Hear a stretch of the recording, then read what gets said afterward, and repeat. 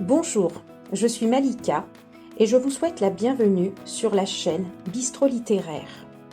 Bistro Littéraire est un podcast qui s'intéresse à la vie singulière de gens extraordinaires. Des gens qui peuvent être auteurs de livres, bergers, hommes, femmes politiques, prêtres, professeurs, chefs d'entreprise, demandeurs d'emploi, hommes ou femmes au foyer. Mais tous ont ce point commun, celui d'être porteurs d'une histoire.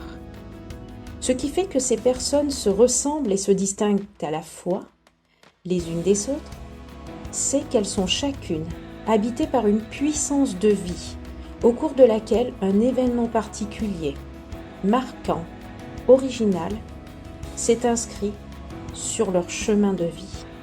Et elles ont accepté, pour vous, pour nous, de dévoiler et de partager ce passage, cet instant, cette expérience qui fait de leur vie un chemin extraordinaire.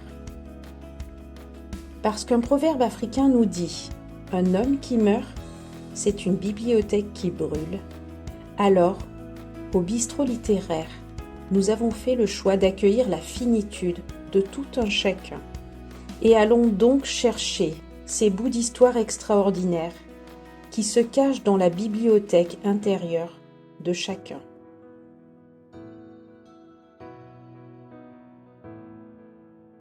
Bonsoir à toutes, bonsoir à tous.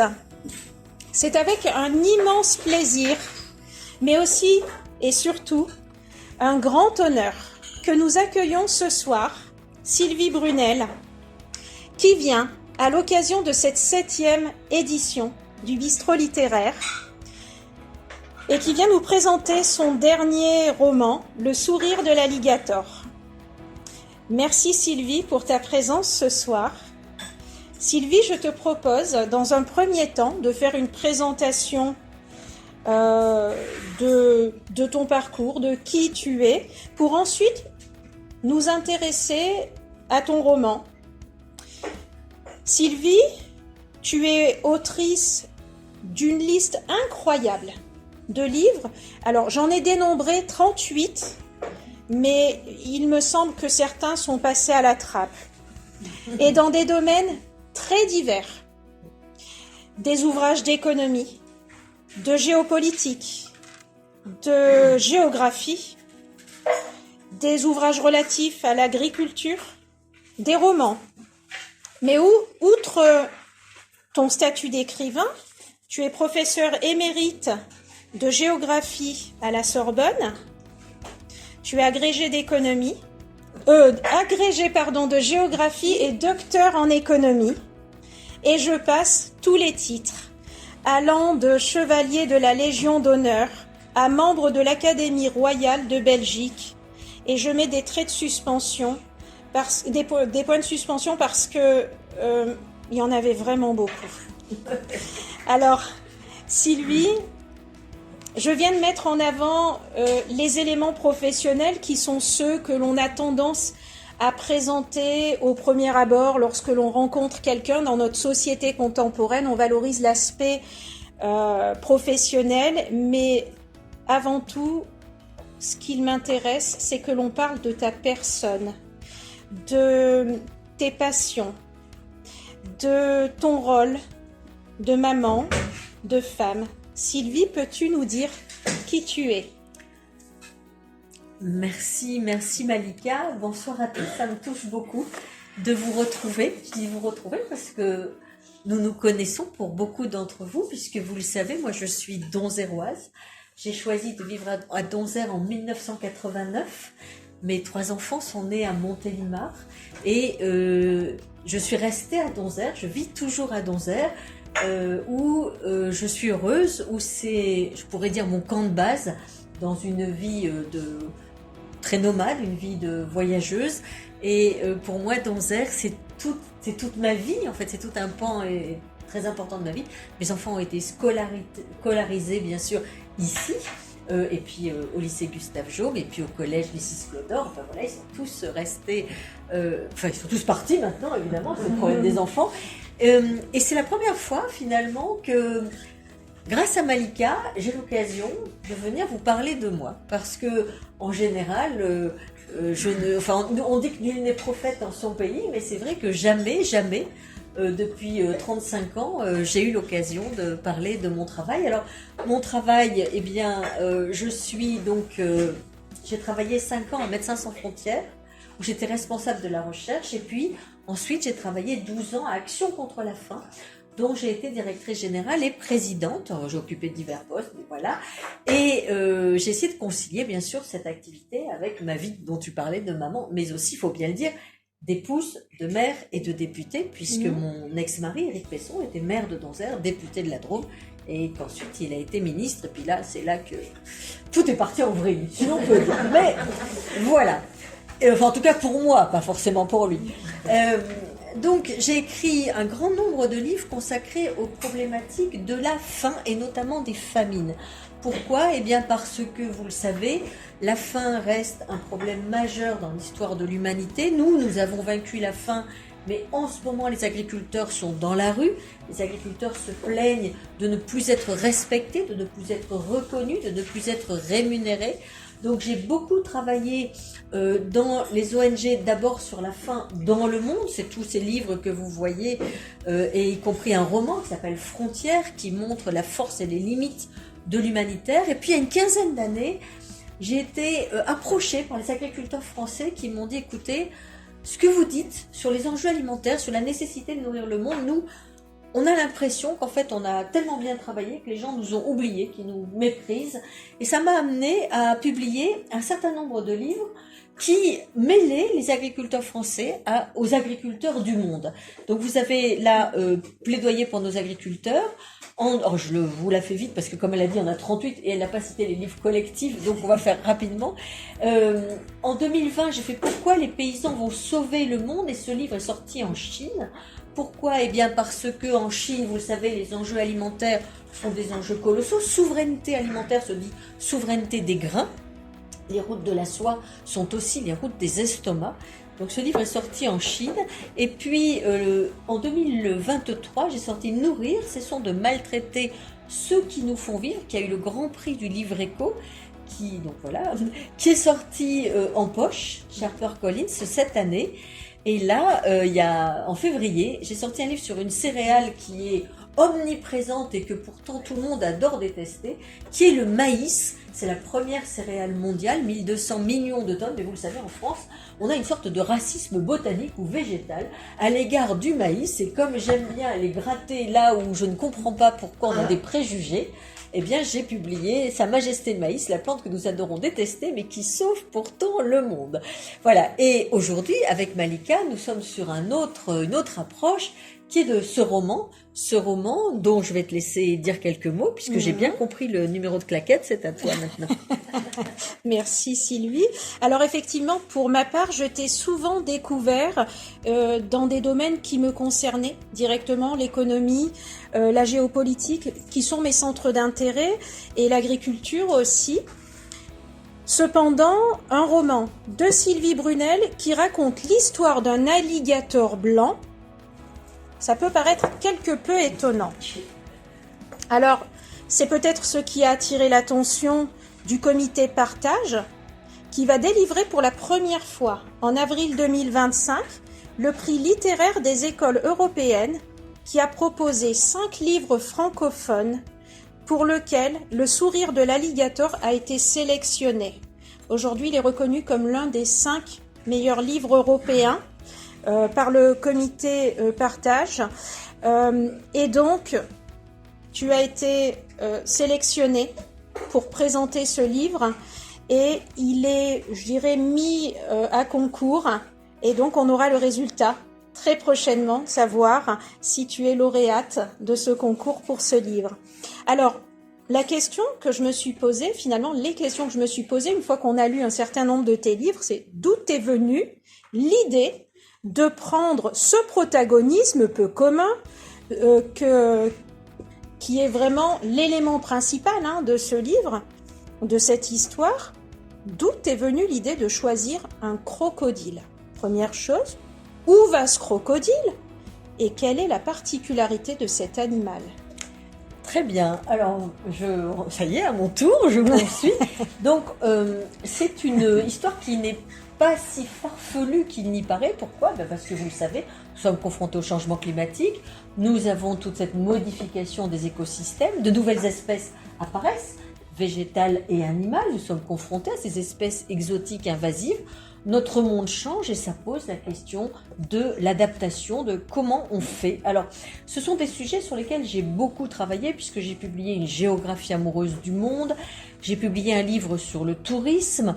Le tourisme, vous le savez, là aussi on adore détester les touristes, mais sans les touristes on est très malheureux, on l'a vu pendant le confinement. Ce livre sur l'humanitaire, un livre avec ma fille, La déliaison, livre qui raconte finalement une relation mère-fille. Un manuel de guérilla à l'usage des femmes que je vous recommande, qui est le livre que j'ai publié au moment de mon divorce. Donc ce livre a été un best-seller, on se demande pourquoi. Un livre qui est la suite, Le voyage à Timimoun, Renaître, c'est-à-dire comment finalement après le choc il faut se reconstruire.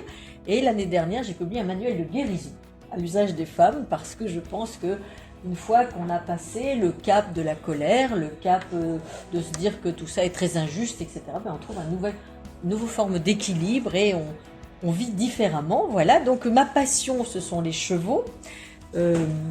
Cavalcades et Dérobades a eu le prix Pégase de l'École nationale d'équitation en 2008.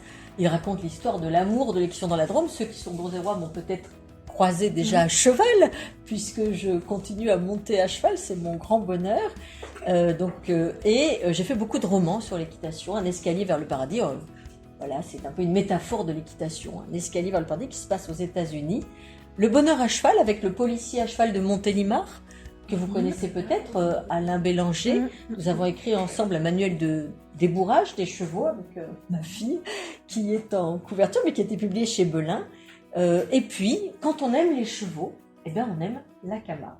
Parce que, comme beaucoup de personnes de mon âge, j'ai été extrêmement marquée dans les années 60 par ce film Crin Blanc. À l'époque, je vivais dans le nord de la France. C'était une région sinistrée. Elle a retrouvé des couleurs depuis, mais j'étais au CE2.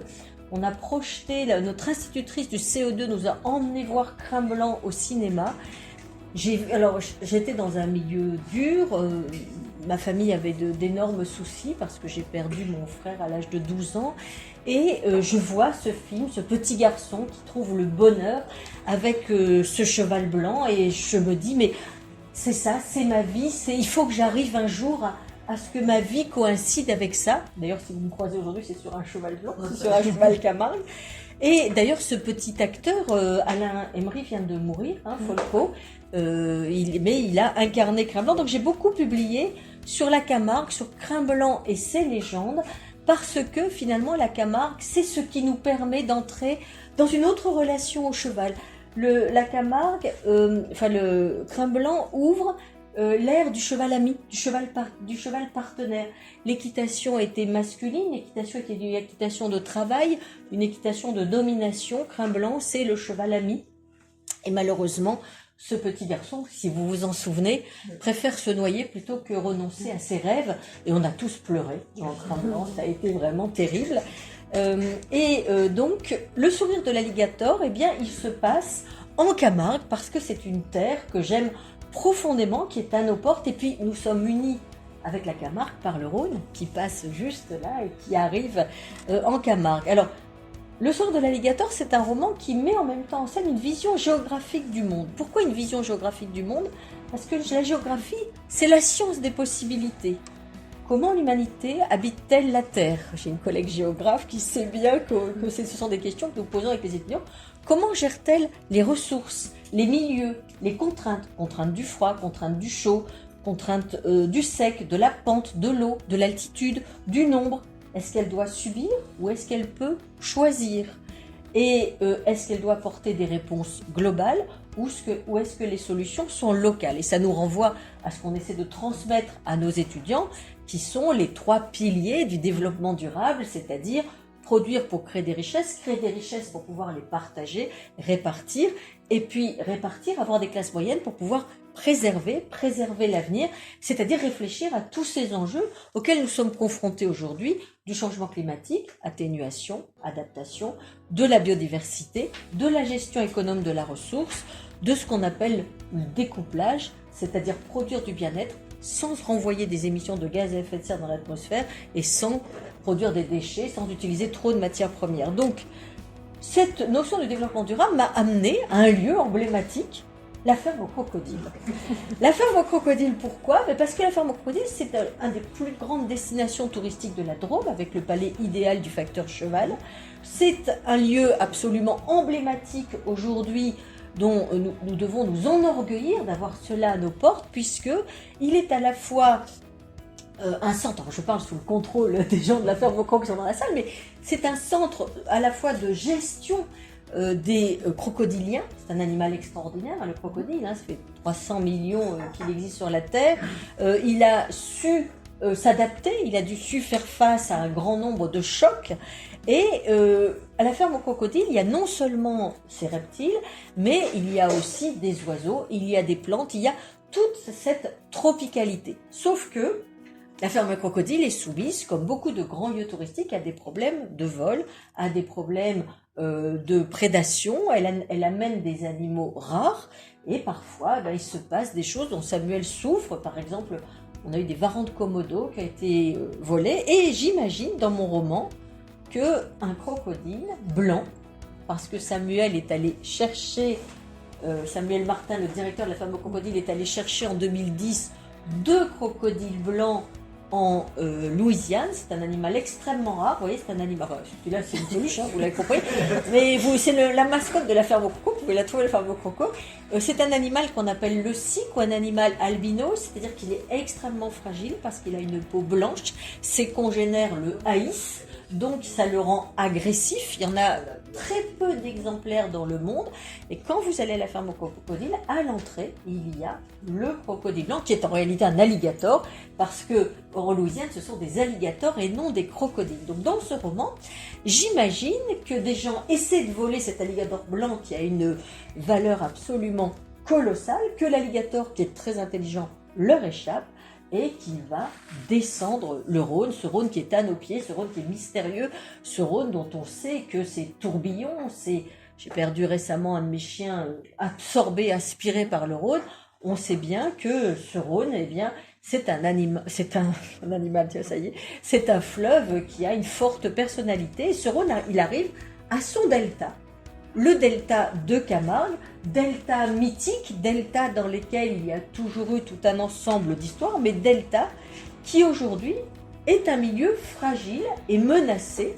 Pourquoi? Eh bien parce qu'il est salé, et le sel remonte par la terre et s'infiltre par la mer. 2/3 de la Camargue est sous le niveau de la mer, et se pose aujourd'hui la question de la protection de la Camargue, dont les paysages emblématiques sont des paysages auxquels nous sommes très attachés. Il y a aujourd'hui une vision mondiale et un attachement mondial à ce delta du Rhône, avec bien sûr son oiseau emblématique, le flamant rose. Alors ceux-là sont en parade, vous voyez, c'est en ce moment la parade des flamants roses, ils font comme ça. Bon, voilà, je ne vais pas vous faire la parade du flamant rose, mais je pourrais. Et en Camargue, il y a toujours cette idée du risque de la submersion. Si vous allez l'été au Sainte-Marie-de-la-Mer, vous avez de très beaux spectacles où on montre la Camargue comme une sorte d'Atlantide qui doit résister au risque de l'engloutissement. Et dans ce milieu, mon crocodile, mon alligator s'installe. C'est celui de la ferme aux crocos, il s'installe. Alors le mien, il a les yeux bleus parce que c'est un leucique, mais bon, on a le droit un peu d'inventer. Et la Camargue n'existe que parce que des personnages ont fait la Camargue. Ces personnages, c'est d'abord Napoléon III. Pourquoi? Parce que nous avons connu, nous à Donzère, les grandes inondations des années du 19e siècle, et Napoléon III va aller rendre visite aux gens de Tarascon, de Beaucaire, qui sont sous l'eau, et il va décider d'endiguer le Rhône et de faire aussi une digue à la mer pour protéger la Camargue, pour permettre à cette Camargue de subsister. Et aujourd'hui, eh bien, la Camargue, c'est un delta qu'on pourrait appeler séquestré, sauf que ce sont les systèmes de roubine, c'est-à-dire d'apport en eau potable, en eau douce, pardon, qui permettent d'en faire un territoire vivant, parce que sinon, la Camargue serait une croûte de sel. Le deuxième homme important de la Camargue, c'est le marquis de Baroncelli. Le marquis de Baroncelli s'oppose à la fin du XIXe siècle à la vision modernisatrice. Vous savez, le XIXe siècle, c'est le siècle du progrès. On croit beaucoup qu'on va transformer l'humanité, qu'on va apporter des réponses. On exploite les territoires, on parle d'assécher la Camargue, on parle de la mettre en culture. Le marquis de Baroncelli, il fait partie du Félibrige de Frédéric Mistral, premier Nobel, enfin seul Nobel en langue provençale, et il va inventer un destin à la Camargue en faisant des gardiens, des sortes de chevaliers qui défendent une noblesse. Il va célébrer le culte de la bouvine, c'est-à-dire de ce taureau camarguais aux cornes en forme de lyre qu'on ne met pas à mort, on ne met pas à mort, c'est bon. On lui édifie au contraire des tombeaux. La course camarguaise, c'est une course d'astuce, d'adresse avec les raseteurs. Et il va aussi permettre aux gitans de voir leur pèlerinage à Sainte-Sarah reconnu par l'Église catholique. Le troisième personnage de la Camargue, c'est Luc Hoffmann. Luc Hoffmann qui va fonder la Tour de Valaque, qui va fonder le WWF, qui va se battre pour la protection des zones humides, grâce notamment à la Convention Ramsar de 1971. Jusque-là, les zones humides, on les assèche, on les trouve insalubres. Lui, il va montrer que ce sont des zones tampons, des zones essentielles pour la biodiversité. Et puis, le quatrième homme que je mets en valeur, eh bien, c'est celui qui a changé ma vie, c'est Denis Colombe-Donnan, qui, avec Albert Lamoris, va inventer le film Crin Blanc, qui est Palme d'Or à Cannes en 1953, qui va nous montrer cette force de la Camargue à travers toute une culture qui est célébrée au quotidien au Sainte-Marie-de-la-Mer, avec les grandes abrivades, celle du 11 novembre, les gardiens, Sainte-Sarah et Marie-Jacobée et Marie-Salomé emmenés vers la mer, une terre de foi catholique extrêmement puissante. Ma fille a un blog qui s'appelle Itinera Magica, qui est très couru, vous avez des photos absolument magnifiques sur cette ferveur des Saintes-Maries-de-la-Mer. Et donc, nous nous retrouvons dans un territoire tout à fait singulier, parce que dans ce territoire, on invente une culture du western, une culture de l'amour de la terre, l'amour des patrimoines. Le marquis de Baroncelli va avoir 3 filles. Ces 3 filles vont mener une vie, comment dire, elles vont être extrêmement attachées. Aujourd'hui, la famille Baroncelli est extrêmement présente en Camargue. Et quand vous vous rendez dans ce territoire, vous vous rendez compte que, tout ce qui existait il y a un siècle existe toujours de la même façon. C'est-à-dire qu'il y a une fierté, un bonheur de porter la tenue d'arlésienne, de célébrer ces traditions. Avec d'ailleurs un petit truc qui me gêne un peu, c'est que la nation gardienne refuse aux femmes d'être à cheval. Il faut qu'elles soient en arlésienne, donc ça j'adhère pas. Mais bon, il y a 2 endroits où on m'a dit que les femmes étaient un peu indésirables, c'était la Nation gardienne et l'Académie des sciences morales et politiques, où on m'a demandé de candidater, et après on m'a dit non mais vous savez, on a déjà 3 femmes sur 50, c'est un peu trop. Donc voilà, mais tout le monde peut évoluer, et créditons l'Académie des sciences morales et politiques de la possibilité d'accueillir d'autres femmes. Alors, ce marquis de Baroncelli, donc, son gendre, c'est Denis Colombe-Donnan. Et Denis Colombe-Donnan, avec Albert Lamoris, va faire Crin Blanc, l'œuvre révélatrice de la Camargue, ce monde merveilleux où les chevaux et les hommes sont toujours des amis. Crin Blanc va avoir une suite, Glamador, et Crin Blanc existe toujours à l'hôtel Cacharel, qui est l'hôtel où a été tourné Crin Blanc. Et vous voyez donc ce qu'était Cacharel en 1950 quand Denis s'y installe, et vous voyez ce qu'il est aujourd'hui. Et en fait, après mon divorce, eh bien, j'ai jeté mon dévolu sur le fils de Denis Colombe-Donnan, qui est aujourd'hui mon chéri. Voilà, donc la boucle est bouclée. Vous comprenez pourquoi j'ai eu envie de parler de la Camargue et pourquoi j'ai publié ces dernières années beaucoup de livres sur la Camargue. Dans cette Camargue emblématique, eh bien, il y a tout un ensemble d'espèces qu'on ne trouve nulle part ailleurs. Des oiseaux qui trouvent en Camargue des zones, des écosystèmes dans lesquels ils peuvent se développer. Et ce livre, les animaux de Camargue, ça m'a beaucoup amusé, il est vendu au musée de la Camargue et à l'intérieur, il y a ce dessin. Je suis persuadée que je me plairais bien dans les marais de Camargue. Donc, j'ai fait avec Samuel un partenariat pour mon master, parce que j'ai un master de développement durable à la Sorbonne qui a duré assez longtemps.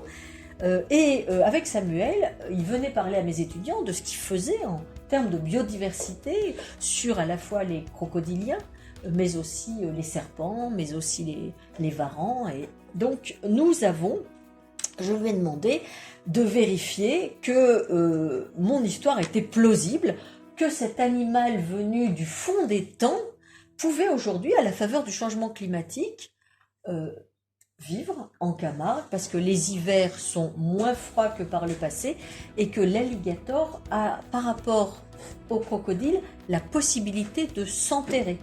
Donc quand il fait froid, il peut rentrer dans le sable, il peut se protéger à un hiver qui est frais. Je crois que c'est à ce moment-là que tu reprends la parole. Bravo. Alors justement, merci Sylvie pour toutes ces explications. Heureusement qu'il y a l'enregistrement parce que je ne suis pas sûre d'avoir retenu l'ensemble des dates, mais je réécouterai.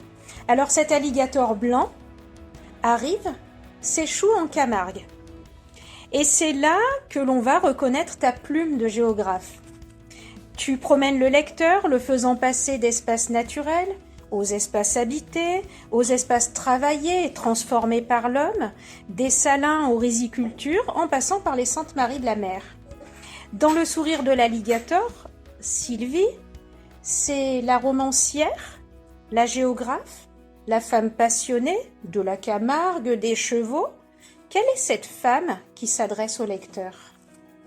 Ça, c'est une question très difficile.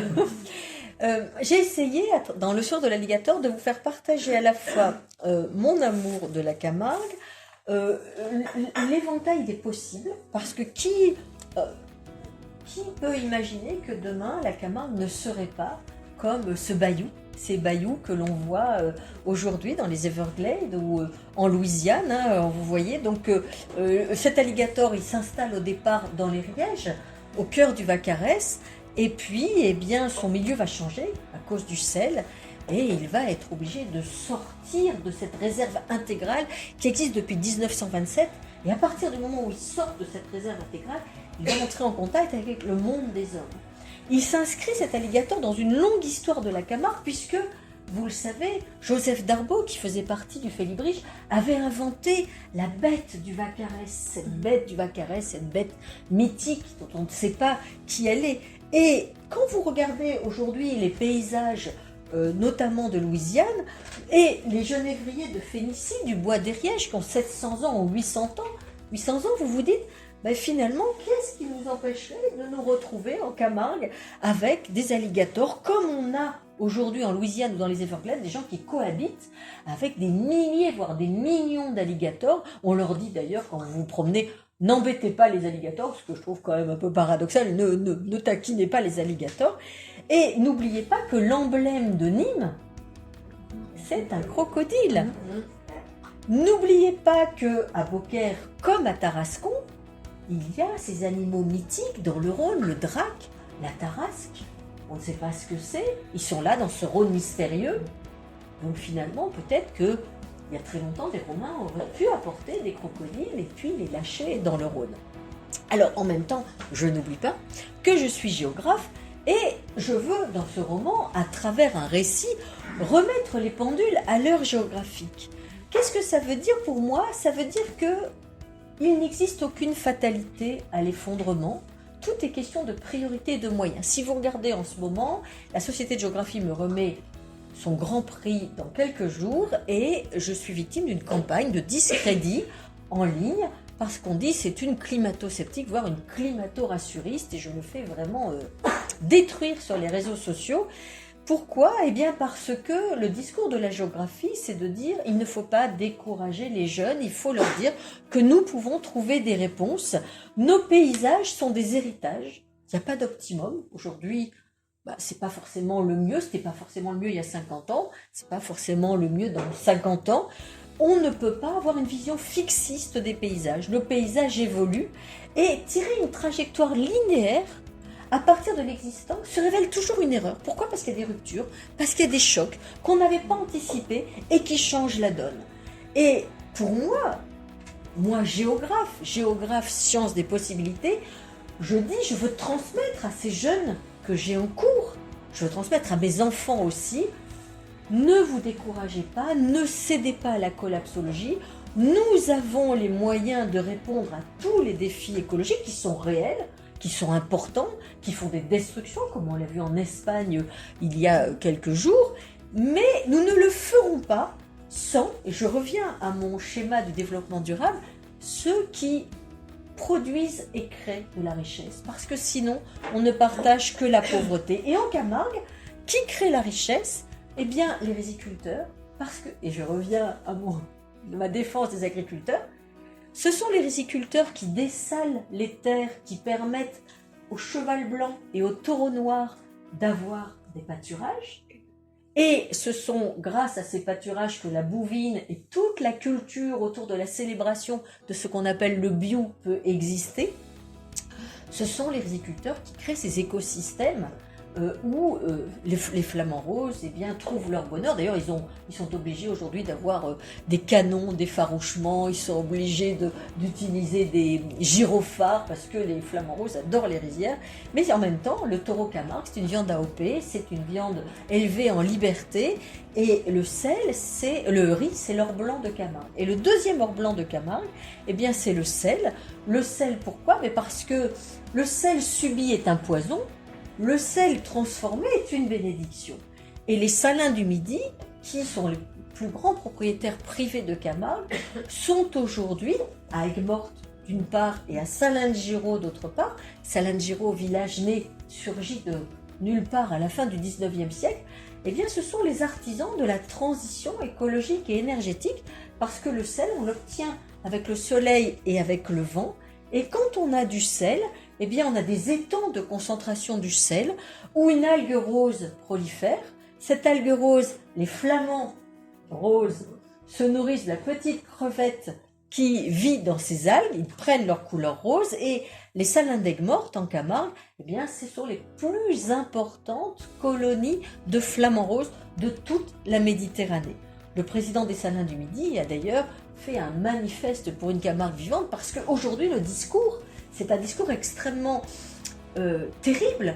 On dit aux Camarguais, le temps de l'aménagement est terminé, il faut sortir du déni, la mer va monter, ce qui est vrai, et vous allez devoir vous replier. Et ce monde que vous avez aimé, ce monde n'existera plus. Alors imaginez comment les Camarguais reçoivent ce message qui vient toujours de l'extérieur, qui vient toujours d'acteurs qui, depuis très longtemps, considèrent que les paysages façonnés par les Camarguais doivent être mis sous cloche contre les Camarguais. Et les riziculteurs, les saliniers, les éleveurs disent « mais arrêtez de nous considérer comme les survivants d'un monde passé, nous avons les moyens de protéger la Camargue ». Donc derrière le sourire de l'alligator, il y a aussi un message de confiance écologique. Et mon crocodile, eh bien, arrive dans ce territoire. Ce crocodile, finalement, eh bien, il est une chance pour la Camargue, pour la sauver de la submersion marine et du sel. Et je dis, et si dans les bayous de Camargue, crin blanc devenait crocodile blanc. Et finalement, eh bien, il y a des campagnes en ce moment, le Crédit Agricole en fait, qui disent qu'il faut adopter un flamme rose. Le flamme rose, il n'y a pas besoin qu'on l'adopte, c'est un animal sauvage. C'est pas la peine d'aller le baguer, c'est souvent extrêmement brutal d'ailleurs comme opération. Je pense qu'il ne faut pas le faire.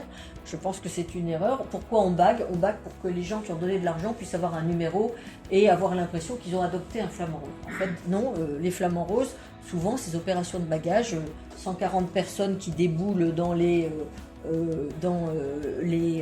zones de nidification et qui pourchassent les petits bébés flamands pour leur mettre des bagues autour des pattes avec des pattes cassées, du stress, de la terreur, etc. Je pense que c'est pas bien. Donc, je me moque de cela et je dis bah non, il vaudrait mieux adopter un crocodile. D'autant que dans ce paysage de Camargue où il est absolument essentiel de protéger les digues, il y a un prédateur face auquel on ne peut rien faire parce qu'il est proliférant et nuisible parce qu'il perce les digues. Vous l'avez reconnu, c'est le ragondin. On a aussi le problème chez nous. Le ragondin est partout et finalement, le seul prédateur du ragondin, c'est le crocodile. Donc, vous avez compris que Le sourire de l'alligator, à travers un roman dont tu vas parler, parce que tu l'as lu avec beaucoup d'attention, c'est aussi un roman qui ne lâche pas un pouce des combats que je mène en tant que professeur, en tant que spécialiste des questions de développement durable. Merci Sylvie. Alors justement, pour revenir à cet alligator blanc, le lecteur va suivre son cheminement, sa nouvelle vie, puisque finalement, après son parcours le long du Rhône, il se retrouve en Camargue, et surtout ses douleurs parfois. Tout à l'heure, tu as parlé de sa fragilité, puis elle est à nouveau décrite dans le livre. Cet alligator, personne ne le voit, sauf le lecteur. Cet alligator en Camargue a finalement toutes les caractéristiques de l'Arlésienne. Tout le monde en parle, mais personne ne l'a vu. Et pourtant, il va déchaîner les passions. Il suscite des fantasmes, des peurs, des joies. Et dans la Camargue, chacun y va de son grain de sel. Chacun a son avis sur la façon d'appréhender cet animal incongru. Et c'est ainsi que l'on voit défiler une myriade de personnes et de communautés qui ont tout un intérêt à satisfaire de s'intéresser à cet alligator, à ce crocodile.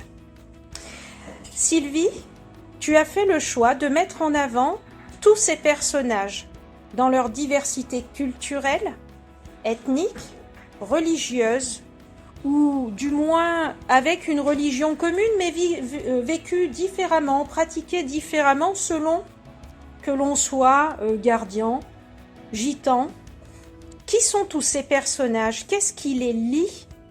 Qu'est-ce qui les éloigne les uns des autres? Et finalement, quel est le rôle de cet alligator dans ces vies croisées? Ce qui est intéressant, et tu as raison de le dire Malika, au départ l'alligator c'est un animal très craintif, c'est un animal qui a peur, il ne veut pas entrer en contact avec les humains, en plus on a essayé de le capturer, donc il a eu encore plus peur, et au départ on ne sait pas qui il est là, on voit des traces, on voit des signes, on voit des empreintes, et on le voit notamment à travers une jeune fille, Sarah, qui a 16 ans, qui est passionnée de chevaux, comme je l'étais à son âge, et qui va être la première à rencontrer l'alligator. Mais personne, bien sûr, ne la croit. En plus, elle a désobéi, elle est allée au Riège. Donc, les Rièges, c'est interdit, c'est un lieu interdit depuis 1927. Donc, elle ne va pas être entendue.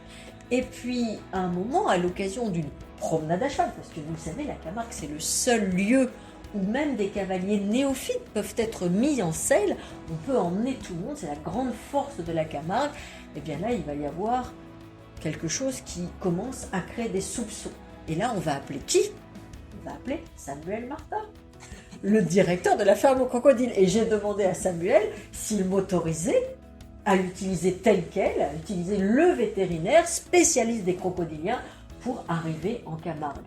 Samuel a accepté et évidemment quand Samuel a identifié le crocodile, l'alligator, eh bien les réseaux sociaux s'en emparent, c'est la nouvelle bête du Vacarès et cela va provoquer évidemment un emballement, à la fois un emballement touristique, mais aussi des réactions, tu l'as dit Malika, des réactions contrastées. Pourquoi? Parce que les gitans qui ont beaucoup de mal à se faire accepter, qui sont obligés parce qu'on ne leur reconnaît pas ces gitans-là, je ne parle pas des gitans sédentarisés qui vivent tout à fait normalement, mais il y a encore des communautés qui ont beaucoup de mal parce qu'elles sont victimes de l'ostracisme.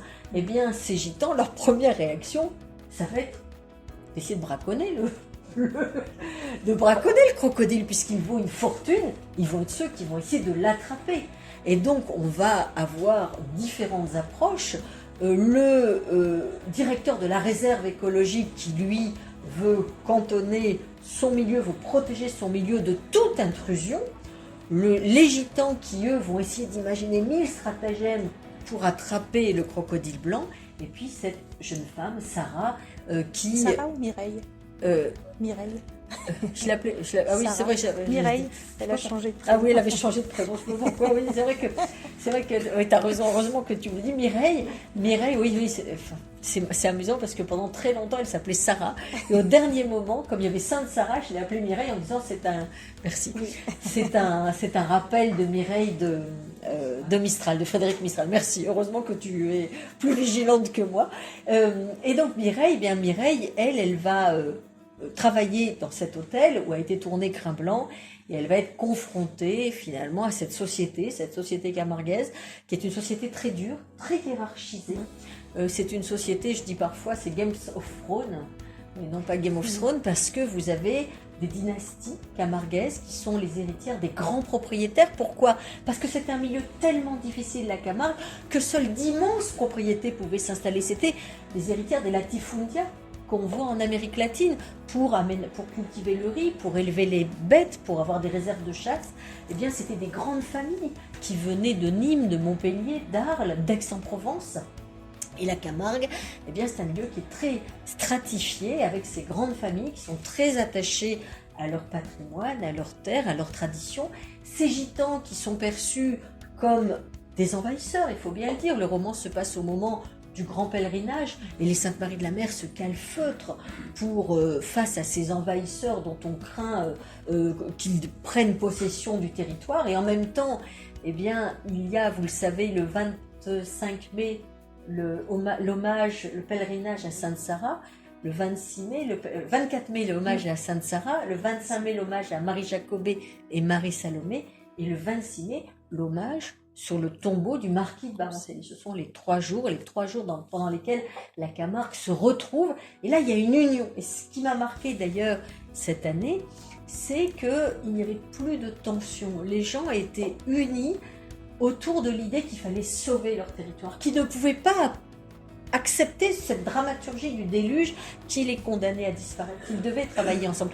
Et finalement, cet alligator, eh bien, il va être l'animal de médiation, l'animal sentinelle, qui va faire que, après tout un ensemble de conflits, que je ne vous raconte pas quand même, parce qu'il faut que vous lisiez ce roman, eh bien, il va y avoir une sorte d'union autour de la préservation de l'alligator. Et il va être, d'une certaine façon, celui qui va sauver, qui va permettre à chaque personnage, à son niveau, de se réaliser. Les gitans qui ne trouvent pas leur place, qui vont trouver un moyen, grâce à cet alligator blanc, d'être reconnus par la société. Cette jeune fille, Mireille, qui va se rendre compte qu'elle aussi, elle peut apporter quelque chose. Les riziculteurs qui se disent, mais finalement, où l'alligator peut-il être le mieux que dans une rizière, où il a tout, et puis en plus il nous rend service parce qu'il boulotte un certain nombre de prédateurs indésirables. Voilà, et dans ce roman, à travers une histoire d'amour, une histoire de violence, une histoire aussi d'interrogation sur notre rôle dans la vie, ce que nous faisons de notre existence, notre avenir, eh bien, l'alligator me permet de parler de tous ces personnages. Et c'est justement dans ce roman, au-delà de raconter une histoire prenante, puisqu'on découvre tous ces destins croisés, dans laquelle les émotions du lecteur oscillent entre le doute, la peur, la fascination, la peine ou encore la joie. Ce roman, c'est aussi l'occasion d'affirmer un soutien indéfectible pour les agriculteurs. C'est aussi, ça n'engage que moi, me semble-t-il, un pamphlet contre les administrations pléthoriques qui empilent des contraintes administratives avec des agents zélés qui sont prêts à tout pour attirer les faveurs de leur hiérarchie. Je pense à Duterte, entre autres. Des normes à n'en plus finir. Il y a 14 textes de protection qui s'empilent sur le delta de Camargue. Le delta de Camargue, entre ce qu'on appelle l'île de Camargue, entre les 2 bras du Rhône, c'est 75 000 hectares. Si vous prenez la petite Camargue, c'est-à-dire la région de Saint-Gilles et puis la Crau, vous arrivez à 150 000 hectares. Et sur ce territoire, eh bien, vous avez un nombre de réglementations absolument terrible. Et pour les Camarguais, c'est effrayant parce que leur espace de vie ne cesse d'être restreint. Les interdictions pleuvent sur la digue à la mer, sur les territoires interdits, sur leurs activités, sur le déplacement des chevaux. Et c'est très dur aujourd'hui. Ils se sentent aujourd'hui très oppressés par ce discours de la renaturation. Et on leur dit, la mer va reprendre possession de ces territoires et vous, eh bien, le temps du repli est venu et ils le vivent très mal. Et c'est aussi l'expression de cette souffrance d'un certain nombre d'acteurs des territoires, parce que c'est le cas aussi des agriculteurs, qui ont l'impression qu'ils ont façonné les paysages que nous aimons et qu'aujourd'hui on leur dénie le droit de continuer à travailler et à vivre en paix. Et alors justement, avec toutes ces piles, tous ces millefeuilles de contraintes administratives, s'ajoutent les médias, les réseaux sociaux, les écolos babacool qui ont aussi droit... Il va y avoir une zone à défendre, bien sûr. Il faut qu'il y ait une zone à défendre. Voilà, tout à fait. Justement, ils ont droit eux aussi à un costume sur mesure. Donc, les a priori ou les réalités qui font pointer le doigt sur la communauté gitane, parce qu'au début, on se dit, mais pourquoi on pointe du doigt les gitans de cette façon-là ? Et puis, finalement, ces gitans se battent pour garder leur dignité. Finalement, on se rend compte que la présence de cet alligator blanc va contribuer à exacerber toutes les vertus, mais aussi tous les vices dont les hommes et les organisations sont porteurs. Comment tu as réussi à mener justement cette capacité à exacerber tout ça? Parce qu'on voit le vice de l'homme entre ceux qui veulent tuer l'alligator, je ne vais pas plus loin, on en parle dès le début, mais ceux qui veulent le protéger, ceux qui veulent se débarrasser des riziculteurs, ceux qui se disent non, il faut rendre à la nature ses droits. Voilà, c'est tout ça qui ressort. La première question, c'est un peu comme le gitan, est-ce que l'alligator a le droit de vivre en Camargue ? Est-ce que c'est une espèce invasive qui doit être supprimée, comme aujourd'hui on élimine certaines espèces? Ça me choque beaucoup quand je vais dans les îles tropicales, on fait des gradients entre ceux qui ont le droit, ceux qui sont arrivés avant, ceux qui sont arrivés après, qu'on élimine, et ça, c'est quelque chose qui peut être extrêmement brutal. Un exemple aux Seychelles, par exemple, le perroquet rouge de Madagascar est l'objet de luxe, de cruauté pour l'éliminer au profit du perroquet gris endémique des Seychelles. Et je me dis, mais de quel droit? Puisque de toute façon, l'humanité s'est construite par vagues successives, grâce notamment au cheval. C'est le cheval qui nous a permis de ne pas être tous consanguins, qui nous a fait nous déplacer, etc. Et finalement, en Camargue, il y a autour de l'alligator, il y a la question de sa légitimité. Est-ce qu'il est dangereux? Est-ce qu'il a sa place? Est-ce qu'il faut l'éliminer? Évidemment, cette question-là, elle va renvoyer au statut de chaque population de Camargue, et notamment à ces gitans qui, la famille qui est mise en scène dans ce livre, la dame s'appelle, alors dans son vrai nom, elle s'appelle Esmeralda, c'est la reine des gitans, mais mon compagnon m'a dit, alors non, écoute, autant Samuel Martin, tu peux lui laisser son nom, et c'est d'éviter d'avoir des problèmes avec les gitans en laissant Esmeralda s'appeler Esmeralda. Donc du coup, je l'ai appelée Dolores. C'est pour ça que parfois, vous savez, dans un écrivain, parfois il change à un moment. Donc j'ai appelé Dolores, et Dolores, le problème, c'est que elle est veuve, ses fils, elle est désespérée pour eux parce qu'elle voudrait qu'ils trouvent leur place dans la société. Il y en a un qui est jeune, qui a l'âge du petit Folco de Crin Blanc et qui s'appelle d'ailleurs Folco. Et ce petit garçon, il est passionné de chevaux, mais est-ce qu'il va trouver sa place? Est-ce qu'il pourra devenir gardien? Est-ce que les gardiens vont l'accueillir? Et puis il est né Vincent, et bien Vincent, lui, il est, alors toujours en référence à Mistral, et bien lui, Vincent, et bien lui, il a pris le mauvais chemin, et il est vraiment sur une pente dangereuse. Et à quel moment il va prendre conscience, grâce à l'alligator, qu'il peut lui aussi avoir une vie digne, une vie honorable, et être admiré et accepté par les autres. Voilà, donc c'est tout ce récit. Et puis, bon, on peut quand même leur donner un scoop. Sur l'alligator. Tu crois qu'on peut le dire ou pas? Je te laisse dévoiler. En fait, mon alligator est une alligatrice. C'est une femelle et en fait, quand on va comprendre, c'est une femelle et il y a toute une histoire que je ne veux pas vous raconter, mais on va se retrouver plein d'alligators dans ma caresse, évidemment, et donc elle va avoir des petits. Et à partir du moment où elle a des petits, elle est humanisée, elle est touchante, elle essaie à tout prix.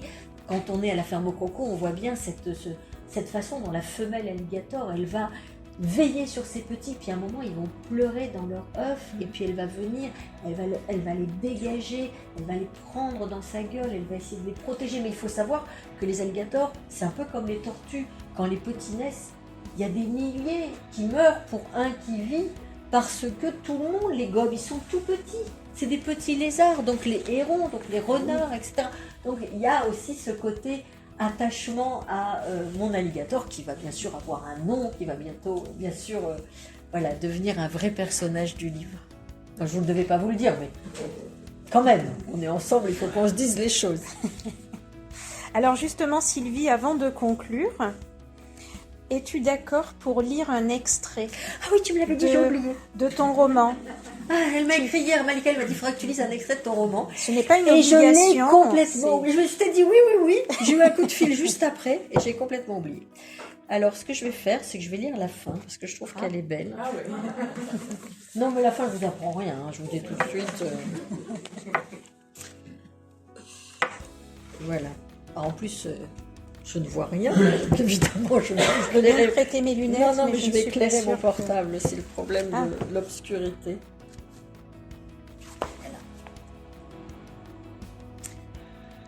Dans le monde entier, estuaires et deltas reculent. Certains pourtant ne renoncent jamais à lutter contre la violence de la nature. C'est ainsi que s'est construite l'humanité. La Camargue, ce fruit du patient travail des hommes, ne mérite pas de disparaître. Dans ce pays de confins au ciel immense, kaléidoscope d'eau, de boue, de sel et de vent, Amaury est chez lui. Alors, des lieux, des paysages, des rencontres avec des personnages attachants et d'autres plus détestables. Ils ont leur raison de l'être.